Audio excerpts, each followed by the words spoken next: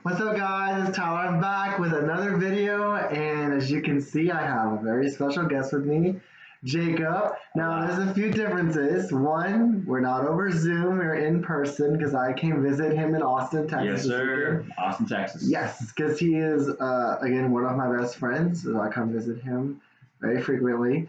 And, so we are going to be reviewing Death of the Nile, which is the sequel to Murder on the Orient Express, which we did the last time. Sorry, it's been a while. We've both been really busy with work. To say the least. Yeah, been a minute, but so we did something a little bit different for this review. So I'm gonna let Jacob say what we did different for this one. So before we initially watched the movie, I had the bright idea. Actually, we both had the bright idea to attempt to read/listen to the book. I read the book while Tyler listened to it on audio, and my ADD brain. I need to listen to it. Yeah, and this was something, of course, that we did not do with Murder of the Orient Express. One of our friends was able to help us, understand some things and find some slight differences between the book and the movie, and so now we decided to experience it for ourselves. Are you talking about Elizabeth? Yeah. Yeah, Elizabeth, shout out. She, is a big reader, and so she gave us actually that on the Nile. We decided to read the book. Yes. And so he read it. I listened to the audiobook. And so we're going to be talking about, the book in comparison to the movie. I just want to start by saying, before we get into it, if you have not read or the book or watched the movie, spoiler alert, there are spoilers in this video. So if you don't want spoilers, go read the book or watch the movie. Well, and let us clarify, we also watched the most recent one, the 2022 version. That's the sequel to the 2017 movie we watched in Orient Express. Exactly. Hi, Freya. This dog Freya is trying to make an appearance. Freya, go see the people. Go see. She's good. She's like, no. She's not. She may make an appearance later. Okay. So, I guess I'll just start off by saying the book was fantastic. Love the book. Mm-hmm. As for the movie, this is where it gets a little murky. So, Jacob, you want to start this one off, buddy? On the movie or on the book? Or both? I mean, we're kind of comparing movie and books. Okay. So, the book, was, as Tyler said, was fantastic. Yes. It was not a very hard read. At first, it was confusing because there are so many characters. Okay, there's so many different sceneries. You're introduced to the characters and whatnot. But after you get past the initial first chapter, things start happening, and you're like, okay, this is good. Agatha Christie, well-known author. She's fantastic. Does amazing stuff. All right. So when we finished the book. Mm-hmm. Tyler and I were like, oh my God. We were so excited to watch the movie. Exactly. We were so pumped. Exactly. And all day we were looking forward to it. Yes. I mean, we got snacks, we got Chinese food, we got the whole shebang. We were ready, this is set, ready, set. We clicked it. We were like, let's go. And then. So getting into the movie, the first thing. There were quite a few, and before I start talking about this, I just want to say, like I told him last night, I don't expect the movie to be a carbon copy of the book. Okay, no. I'm just going to put that out there. But there were a lot of differences, and a lot of them were not good. And the opening scene was World War I. It was a flashback to Hercule being in the war and his wife, and I don't know where that came from, because that definitely wasn't in the book. Nothing in the book. There's no background to Hercule Poirot. I don't know why they put that in there. That was kind of an unnecessary scene. I guess maybe to get some background on him. I honestly, I don't know. Maybe to give more meat, to kind of meet his character. I guess. I guess. Well, actually, I don't know if you know this, and I could be wrong, but from what I've read, Kenneth Morgan, whatever his name is, the director, also plays Hercule. He plays Poirot. So he directed. He's the actor that plays Hercule. Yeah. So I wouldn't be surprised, and I read this somewhere, and someone else had the same opinion, as he would probably wanted to get a little bit more in depth to his own personal character, to show the background as far as why Pierrot is the way that he is. Okay, well, he's a good actor. He's a very good actor, yeah, very I good. didn't know that. That's interesting. I ended up You looking didn't it tell up, me yeah, that. so... Okay, new information. All right, I Yeah. didn't know that. Okay, so... Oh, okay, so I guess we should start by saying the premise of the book is the main, like, there's a lot of subplots, but like the main plot is there's this beautiful woman, Lynette, and she's revered by a lot. She's very rich. She's famous, huh? Like, Yeah, she's famous. wealthy, rich, A famous. lot of people revere her, and she has a friend named Joanna who's not so nice, and she's nice. And she has a friend Jacqueline who is engaged to this guy Simon Doyle, and so Jacqueline is madly in love with Simon. She wants Simon to start working for Lynette, and tries to set that up, and that's when it all spirals because after that, Lynette steals. Fast forward, Lynette steals Simon of Jacqueline. Which is. Lynette's used to getting what she wants. Which is a witch move. I'm not going to say the other word because Elizabeth's watching this, so I have to watch I'll her say language. it for you. I have to watch her language. It was a bitch move. Okay, you're going to get called out. It's not me. Elizabeth called him out. I refrained from it. So, yeah, that was a very not good. That was a jerky move by Lynette. And then there's this whole thing of Jacqueline constantly stalking Lynette and Simon because she is so consumed by her anger and her jealousy and all the emotions that she feels about this betrayal. Which I don't blame her. I don't justify stalking, but I don't justify that. But I don't blame her for being ignore Tyler's advice. No. My kids love my advice at the school. Shut up. So my point is that I don't blame her for being upset though, because that's a betrayal. Oh yeah, yeah. And Jacqueline considered Lynette her very best friend. But she's obsessive. Jacqueline is. Yes, Jacqueline she is. Completely obsessive. But I don't blame her for being upset. Yes. Because that is a betrayal. Yes, for sure. But now Jacqueline turns into a crazy psycho. Yes. So about it. And then Hercule comes in, but there's all these introductions to these characters in the beginning. In the book. In the book. We're talking about the book right now. In the book, there's all these introductions. We get introduced to everyone. And then Hercule comes in and they go to Egypt. And the whole story, obviously there's a murder. And Lynette is murdered and it all unfolds. And the book does a really great job of the character development and everything and telling the story. And then when you see the actual investigation with the book, like you see Agatha Christie, she takes the time to go through the thought process of what Hercule Poirot is going through, and his fellow investigator, Colonel Race, who is introduced in the book later on. And you see the method that they're going through, the logical deductive reasoning that they have and what makes them as amazing as they are, really good at what their job is. You see that side. You see what makes Agatha Christie great at what she does. She starts you off with the original, the set, the dog trail. The dog is literally hunting the stuff, and then she throws you off, and you're like, what? Like, hold on.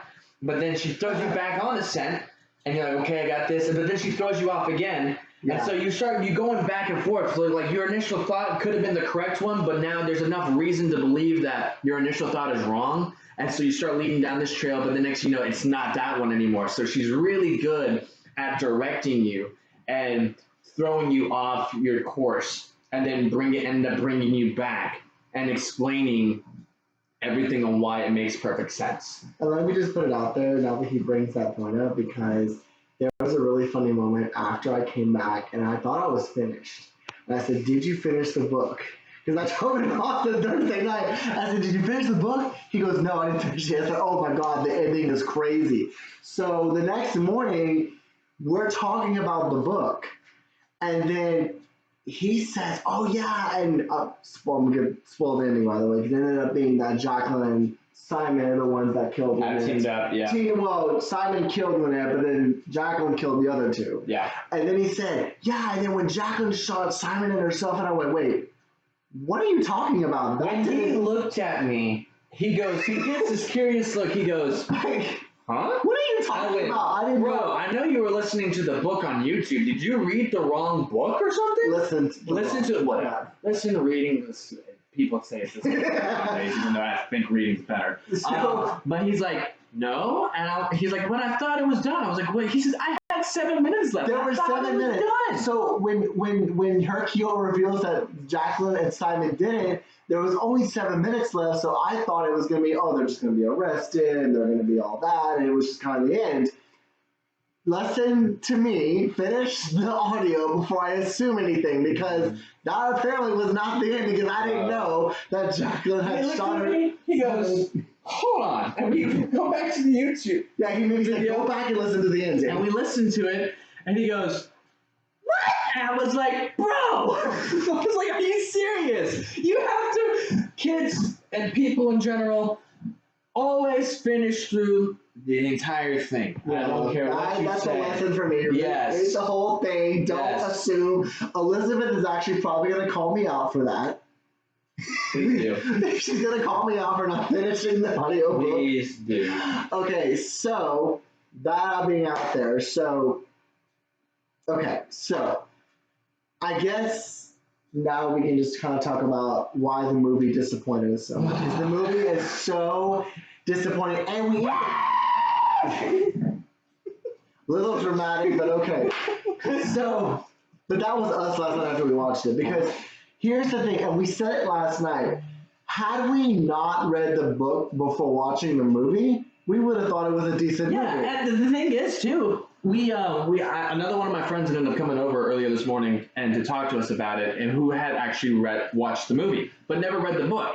And he even said, he justified our opinion. Yeah. He said, I haven't read the book, but overall, I thought the movie was a fun, good movie. Yeah. Yes. And we both agreed, like Tyler just said. If we had never watched or read the book or listened to the book, we wouldn't have been as disappointed as we were. So reading the book, so I think from now on, I think I said, if we do movie reviews on movies that are based on a book, we're going to read the book too. Oh, yeah, easily. To give us context. Because, I mean, that's kind of like And Then There Were None. We did an And Then There Were None review, and I had read the book, so I knew that the ending of the movie was, sorry, Elizabeth, bullshit. I'm going to start calling her. I'm going to stop calling her out like that. The ending was bullshit because, because I had read it, so I knew. So that's why this movie was so disappointingly bad. Oh, God. And they took out, okay, so Joanna was not in the movie. That's the character they took out. They took out Colonel Race, who was supposed to be in, and that was supposed to be Hercule's partner. So I think overall, and this is a wild estimation, so I don't know precisely, but I want to say there was probably about 13 characters, 10 to 13 characters in the book. All right? Yeah. In the movie, they condensed it down to about 6. They removed Colonel Race. Yeah. They removed Signor Rossetti. Joanna. Yeah. They removed Tim Allerton, and they removed. Well, they replaced Tim Allerton with a different name. But that guy wasn't even in the book. Bulk is never even in the book. Right. Yeah, I understand. The name for Tim. That's why I'm saying we're condensing it down. Okay. Yeah. So I guess the director, Kenneth, I think his name is, decided to take all the characters that he thought didn't have as an important dialogue in the book and condense them down into multiple characters down into single characters. Yeah, so they all had an important role. Yeah. The biggest thing that kind of upset me a little bit was with the addition of Bulk and Tim Allerton, because I thought that Tim Allerton and his mother were a good addition, and I wanted them to be their own singular people. But they took Bulk, who is in the Orient Express, and they moved him into that, and then added his mother into it. And they did a whole bunch of character switching with that too, which was just no bueno for me. Yeah, and I think the part that really upset him is there's a part in the book where Hercule is interviewing Miss Audubon. Yes. and Miss Audubon is about to reveal that she saw Jacqueline with the maid, Lucille. Forget. Louise Forget. Louise, Forget, not Lucille, Louise. And she's about to say that, and then Miss Audubon gets shot. Yes. But in the movie, they changed that. It's Book, whatever his name is. He gets shot instead, not Tick. Dude, okay. What took me off because I'm like, that didn't happen. Like this, I want to go back first because yes, we're talking about that, but there was a lot of other things that kind of frustrated us with the characters being removed. They gave background to Hercule Poirot, which wasn't, in my opinion, as big of a deal. No, but like it wasn't a part of the book, so I was like, okay, whatever. Yeah. I think it was, like I said earlier, an attempt to give Poirot a more meat to the bones character, to give him a backstory. Yeah, they just there. I think there is a difference between creative liberty and destroying a work of original work. Damn. And I don't want to say actually, destroying is a very harsh word. I recant that. There's alternating an original piece. Creative liberty, in my opinion, is like changing tab bits there and there to make it more of your own. Well, he completely alternated the entire thing, and this doesn't go against his. This is not to go against his ability to. This is not bashing him. Yeah, it's not bashing him at all. It's just this movie in particular wasn't well done. Well, as most people know, people who do stories or movies after books, the book's often ruined. Like there's been very few situations where the movie was just as good as the book. And I've only heard of one situation from my own mother where she thought, and my mom's not a movie person whatsoever, and she thought that the movie was better than the book. Huh? I honestly, I can't remember. It was some old historic piece or whatnot. I mean, but I don't think the Harry Potter movies and the Lord of the Rings movies were both very good. But anyways, he just took a lot of creative liberty and alternated it way too much. And so there's not as much detail into, in my opinion, there wasn't as much detail into the investigation. No. And there was a whole. Windlesham is not in the book. He's supposed to be Dr. Bessner. But also in the movie, they said that Windlesham was engaged to Lynette. She was engaged. And in the book, she was technically engaged to a guy named Ferguson, I believe. No. Fleetwood. Lynette's fiance wasn't in the movie. They never showed her with another man. That's what I know, but Windlesham was supposed to be engaged to Lynette, is what I'm saying. Yes. Yeah. And in the book, she was never engaged to a man named Windlesham. And Windlesham never existed in the book. She was engaged to a guy named Fleetwood. I thought Windlesham was the guy. No. Oh, okay. Yeah. Windlesham is not a character in the book whatsoever. So they just changed his name. They changed his name just like they changed with Bulk and Tim Allerton. So, sorry. Right, sorry. Miscommunication. Well, but did she have a fiance in the movie? I don't think she did. Yeah, she wasn't engaged to him. She was previously engaged to him. The beginning was cut so shortly that whenever they introduced Russell Brand's character... This is why I said it was bad. Yeah. Because they cut it short at the beginning. It was briefly introduced that Russell Brand's character, Windlesham, was engaged to Lynette. True. And then she ended up marrying Simon instead. Yeah. But Russell Brand's character was the doctor. Yes, which was Windlesham. Yeah. Which I've been saying. And, shut up. Anyways, there's also this scene where Lynette apologizes to Jacqueline in the movie, and that never happens in the book. Oh, she no. never apologizes. She doesn't have really any sorrow in the book. No, she doesn't. Like, her and Simon are all saying, well, Jacqueline's crazy, which I agree. Lynette's still a bitch for doing it, but Jacqueline's still insane. So, why did you give a thumbs up? Cussing. Whatever. Anyways, and this is kind of a minor thing. This is not really a dig on the movie, but I said this multiple times. In the book, they portrayed Lynette to be like more. I thought that meant to portray her as more beautiful than Jacqueline, but in the movie, I thought Jacqueline was prettier. Oh, than Lynette. yeah, I thought she was easily more pretty. Now, let me ask you this, and I just thought about this right now. In the book, I feel like Simon. It's clear that Simon is still in love with Jacqueline in some way, or has more sympathy for Jacqueline in the book. In the movie, it shows no sympathy at all until the very end. Well, I think in the movie maybe his character did a better job at hiding it. But when Jacqueline shot Simon, yeah, he was like, I don't, it wasn't her. That's he didn't true. do this. True. He was like, he said, accused her right away. Exactly. And then well, so okay, what we're talking about is when Lynette was murdered in the book. Simon was like, "Don't blame Jacqueline. She didn't do this." In the movie, though, Simon said she did. Yeah. That was a complete difference. That was another big huge difference. Which I don't like these differences. I didn't like any of these differences.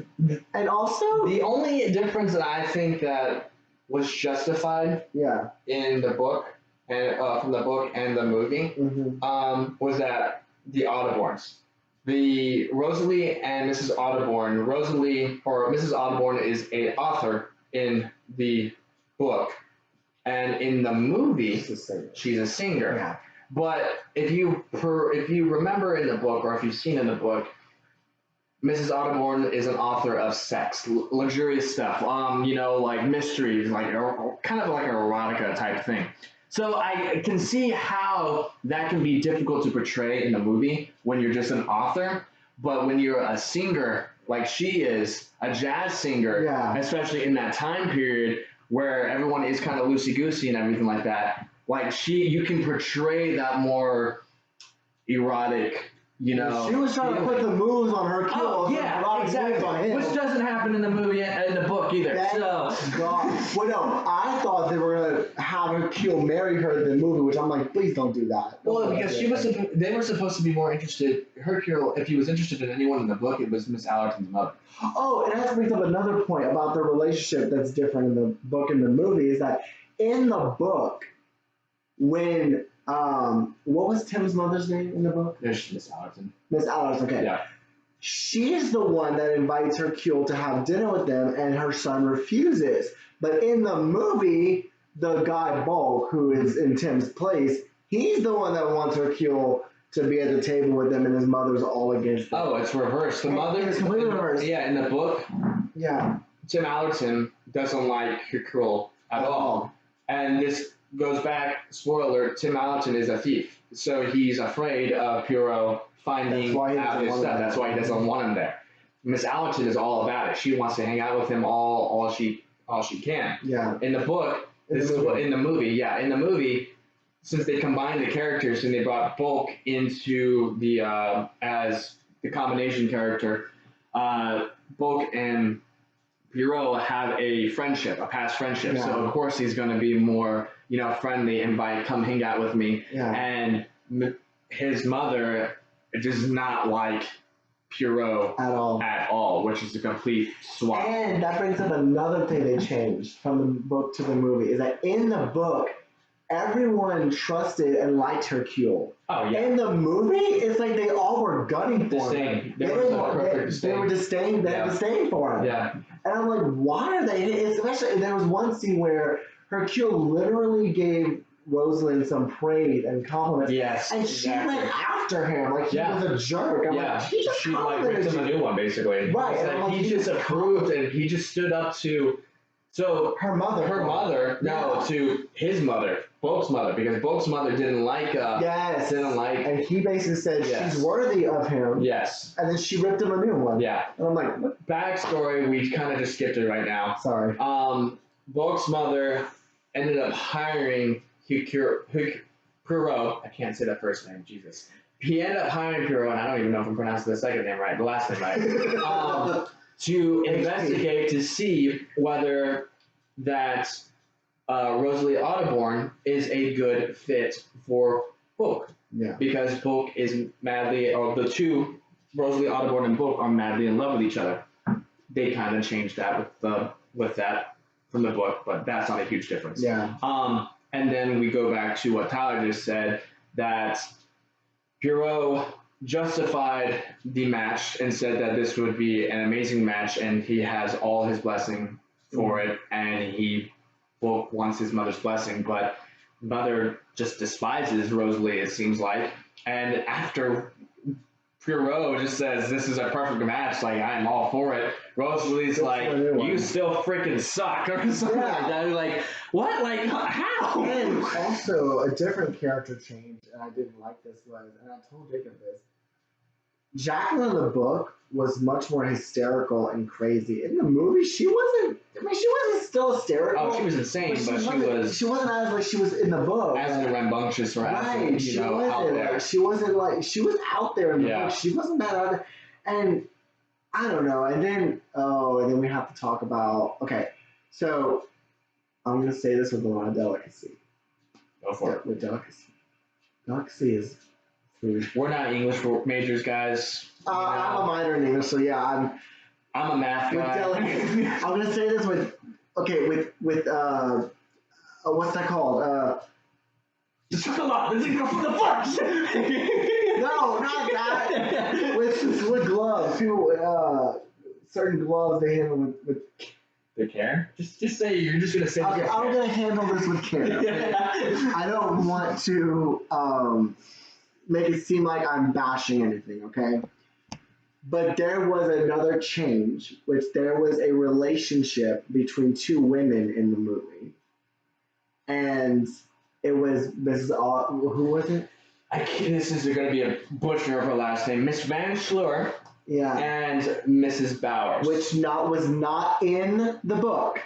And I'm going to preface this. I'm not saying that I have any issues with that kind of relationship, but my problem with it is that was not in the book. So I feel like it, because the movie was in 2022, so I feel like they did that to be woke, modern, and put some representation in there just to put some because you even said that that's why they ended up killing off Bulk instead of Audubon, because they wanted that relationship to happen. Remember you had said that this morning. I had more said that. What's your thing? Maybe. Yeah. I can't remember. Well, and so it just, again, not bashing that. I'm just saying I have a problem with it because it was not in the book, so it shouldn't have been in the movie. Like that, don't use platforms to completely alter a story just to fit your agenda. That's all I'm saying about it. That's why it bothered not only me but him too. Movies, in my opinion, should not be a political agenda. They should just be entertainment. But unfortunately, nowadays they kind of are. Yeah. It's just what's going to be happening now. So now I will say the movie was true to how it ended. You know, Jacqueline and Simon were still the murderers. They altered it a little bit, just a tiny bit. They did.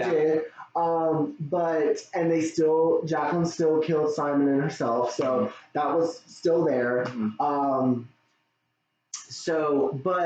And also I looked it up on Rotten Tomatoes, and they gave them like the movie a 6 out of 10 or a 60%. That's what they gave them. Yeah. I personally, what would you say? I mean, I'm gonna give it a 5.5 out of 10. You're being generous. I'm giving it a 4. Let's see, I'm looking at it because, believe me, I am very disappointed too. But I'm still adding in the fact that if I didn't read the book, it would probably be a 7 or an 8. A 7.5. Yeah. No, if we hadn't read the book, we wouldn't have thought anything of it. Yeah, it was just your good old classic murder mystery. But because we read the book and we know things, it was like, oh my gosh. Yeah. And so that's kind of okay. So, who was your favorite character in book and movie? So in the book, I would probably have to say that either Cornelia Robinson was one of my favorite characters. Colonel Race and Hercule were my top three characters. I would say my favorite character, book and movie, would be Hercule still. Oh yeah, Hercule was my favorite last time. He's still a very well done character. Yeah. In the movie, for me, Hercule Poirot, but I love Mrs. Audubon's character. I do.